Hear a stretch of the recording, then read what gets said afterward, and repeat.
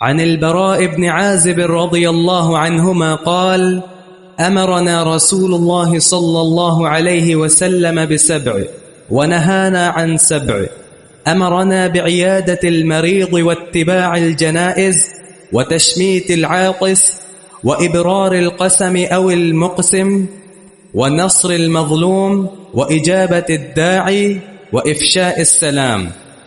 ونهانا عن خواتم أو عن تختم الذهب وعن شرب بالفضة وعن المياثر وعن القسي وعن لبس الحرير والاستبرق والديباج.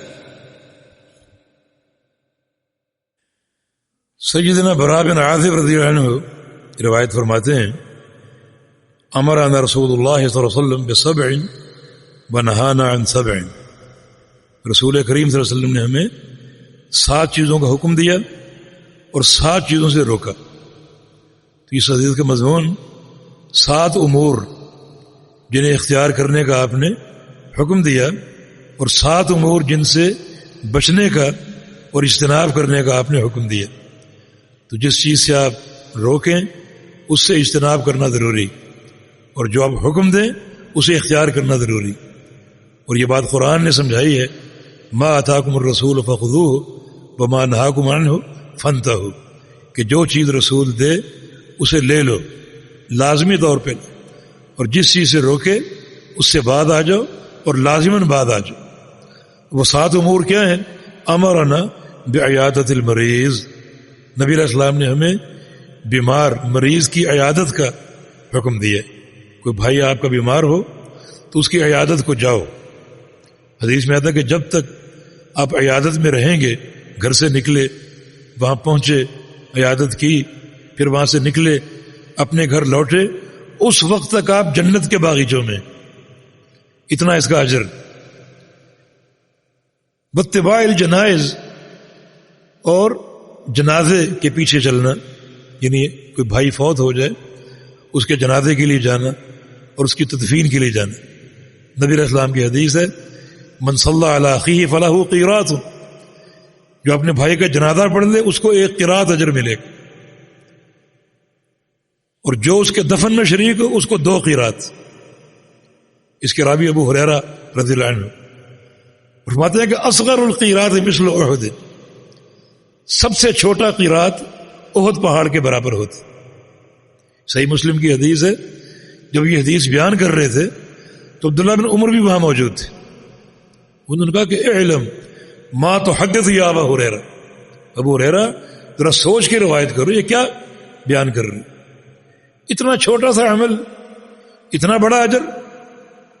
یہ حدیث تم نے سنی بھی ہے نبی علیہ السلام سے؟ ابو ہریرہ نے فرمایا کہ 1 بار نہیں، 2 بار نہیں، 3 بار نہیں، 4 بار نہیں، بلکہ 7 بار سنی. یہ شریعت کی سماحت، یہ مریض کی عیادت اور اتباع جنائز و تشمیت العاطس، اور چھینک مارنے والے کا جواب دینا.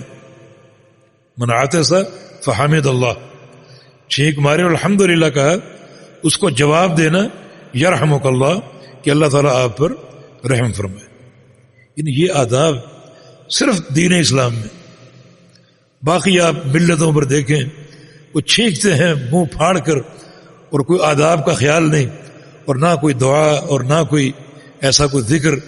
یہ صرف شریعت کی سماحت ہے کہ اتنا قیمتی تحفہ ہمیں دیا کہ جب کوئی بھائی چھینک مارے تو اللہ کا شکر ادا کرے، اور سننے والا اس کو دعا دے کہ اللہ تعالیٰ آپ پر رحم فرمائے، اور پھر چھینکنے مارنے والا کہے کہ یہدیکم اللہ یصلح بالکم، کہ اللہ آپ کو ہدایت دے، ہدایت کی استقامت دے، اور آپ کے سارے کام سنوار دے. کتنی دعائیں ہیں ایک ہی مجلس میں. کوئی برار القسم، اور قسم کو پورا کرنا، یعنی آپ نے قسم کھا لی کسی بھی شے پر، اب اس کو پورا کرنا فرض ہے. مقسم، قسم کھانے والا، جب کسی چیز کی قسم کھا لی تو اس کو پورا کرنا فرض ہے، اور اگر پورا نہ کیا تو قسم کا کفارہ جو بار بار بیان ہوتا رہتا ہے. نصر المظلوم، اور مظلوم کی مدد کرنا، جس کی تفصیل ایک اور حدیث میں کہ انصر اخاک ظالم اور مظلوم، اپنے بھائی کی مدد کرو خواہ وہ ظالم ہو یا مظلوم ہو. صحابہ نے پوچھا کہ مظلوم کی مدد سمجھ میں آ گئی، لیکن ظالم کی مدد یہ کیسے؟ فرمایا کہ تمنعہ من الظلم، اس کو ظلم سے روکو. وہ کسی کو مار رہا ہے اس کا ہاتھ پکڑ لو، یہ اس کی مدد ہے. وہ کسی کو ستا رہا ہے تو اس کو نصیحت اور توجیہ دو تاکہ وہ بعد آ جائے، یہ بھی اس کی مدد ہے.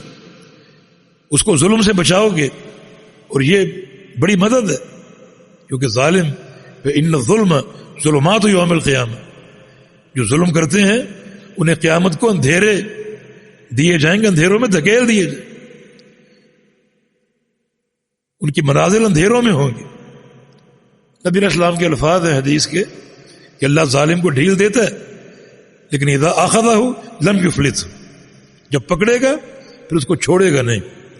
تو آپ اس کو ظلم سے روکیں تاکہ وہ اس سے بعد آ جائے. وہ اجابت الداعی، اور دعوت دینے والے کی دعوت کو قبول کرنا. آپ کا بھائی آپ کو مدعو کر رہا کھانے پر، تو آپ اس دعوت کو قبول کریں، امیر ہو غریب ہو. یہ نہیں کہ امیروں کی دعوت میں جائیں اور غریبوں کی دعوت قبول نہ کریں. یہ چیز جو دین کی مقاصد ہیں، اجابت دعوت کے تعلق سے ان مقاصد کے خلاف. بھائی شاہ سلام اور سلام کو عام کرنا، یعنی کھانا کھلانا اور سلام کو عام کرنا. عبداللہ بن سلام فرماتے ہیں پہلے یہودی تھے، پروپیگنڈا سن رکھا تھا، یہ ساحر ہیں، شاعر ہیں، جادوگر، مجنون ہیں، نعوذ باللہ. لیکن تورات میں نبی علیہ السلام کی علامتیں پڑھ چکے تھے، وہ علامتیں منطبق ہو رہی ہیں. سوچا خود کیوں نہ جا کر دیکھوں اللہ کے پیارے رسول محمد کو صلی اللہ علیہ وسلم. پہنچ گئے. اس وقت نبی علیہ السلام کچھ صحابہ کے ساتھ تشریف فرما تھے، اور جب آپ کا چہرہ دیکھا تو کہتے ہیں کہ میرے دل نے گواہی دی بِأَنَّ هَذَا الْوَجْهَ لَيْسَ بِوَجْهٍ كَذَّابٍ، یہ چہرہ جھوٹا نہیں ہو سکتا. جب نبی علیہ السلام کا چہرہ لما تبینت وجهه، آپ کے چہرے کو غور سے دیکھا تو دل سے یہ گواہی اٹھی کہ یہ چہرہ جھوٹ بول ہی نہیں سکتا، ان کی قوم کا پروپیگنڈا جھوٹا ہے. اور پھر میں نے باتیں سنی. کیا باتیں تھی، کیا جملے تھے. آپ صحابہ کو تلقین فرما رہے تھے، افشوا السلام ولین الکلام واطعموا الطعام وصلوا باللیل والناس نیام تدخلوا الجنۃ بسلام. سلام کو عام کرو اور گفتگو نرم کرو، بھوکوں کو کھانا کھلاؤ، اور دنیا سو رہی ہو تم اٹھ کر تہجد پڑھو. کہ 4 کام کرو گے سلامتی کے ساتھ جنت میں داخل ہو جاؤ گے. یہ دین کی بصرت اور سماحت اور برکت. تو اس حدیث میں بہت سے امور جمع ہیں جن کا پیارے پیغمبر نے حکم دیا. تو نبی علیہ السلام سے محبت کرنے والے ان امور میں آپ کی اطاعت کریں، قبول کریں اور ان کو اپنانے کی کوشش کریں. ونہانا عن خواتم اور تختم بالذہب، 7 چیزوں سے روکا. ایک سونے کی انگوٹھی پہننے سے، یعنی انگوٹھی بھی لباس کے امور میں داخل اور شامل. محدثین نے انگوٹھی کے ابواب لباس ہی کے باب میں قائم کیے. تو انگوٹھی، سونے کی انگوٹھی، اسے پہننے سے روکا. آگے اس کی تفصیل بھی آ رہی ہے. وعن شرب بالفضہ، اور چاندی کے برتن میں پینا. وعن المیاثر، اور میاثر سے روکا. یہ میاثر میثرہ کی جمع، اور میثرہ جو ہے یہ ایک عجمیوں کا ایک لباس تھا. یہ پہنتے نہیں تھے بلکہ گھوڑے کی جو زین ہوتی تھی اس پر ڈالتے تھے ریشمی کپڑے کا موٹا ایک لباس، موٹا ایک چادر سمجھ لیجئے، یہ قطعہ، ایک ٹکڑا ایک ریشم کے لباس کا موٹا بنا ہوا، اسے وہ گھوڑے کی زین پر ڈالتے تھے، اس پر بیٹھا کرتے تھے اور اس کو وہ فخر کا باعث قرار دیتے تھے. ایک گھوڑے کی سواری اور دوسرا جو زین پر ہم بیٹھے ہیں اس پر ریشمی ایک چادر ہے، اس کو وہ بطور فخر جو ہے وہ استعمال کیا کرتے تھے. شریعت نے اس فخر و مباحات سے روکا. یہ اسراف ہے، اور سونے کا اور ریشم کا استعمال مردوں پر حرام. ایک دن پیغمبر علیہ السلام تشریف لائے، ایک ہاتھ میں سونا تھا، ایک ہاتھ میں ریشم تھا. آپ نے دونوں ہاتھوں کو بلند کیا، فرمایا کہ ہادان حرامان علی ذکور امتی، یہ دونوں چیزیں میری امت کے مردوں پر حرام ہیں. وعن القسی، اور قسی سے روکا آپ نے. یہ قصی نسبت ہے قصا کی طرف، اور قصا مصر کا ایک شہر ہے، اس کی طرف یہ لباس منسوب ہے، اور اس کی بنائی اس طرح تھی کہ ایک دھاری سرخ رنگ کی اور ایک دھاری سفید رنگ کی۔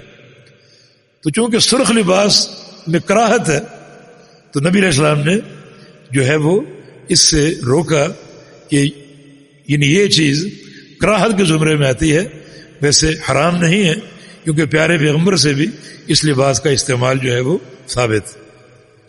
والدیباج، اور دیباج سے آپ نے روکا، دیباج گزرا ابھی، موٹا ریشم، یعنی موٹے ریشم کا لباس ہو یا موٹے ریشم کی چادر ہو یا اس کا ایک قالین ہو جس کو بچھا کر اس پر بیٹھا جائے، ان تمام چیزوں کو آپ نے حرام قرار دی۔ استبرق رہ گیا، استبرق باریک ریشمی لباس، باریک ریشمی لباس استبرق ہے، اور موٹا ریشمی لباس جو ہے وہ دیباج۔ جی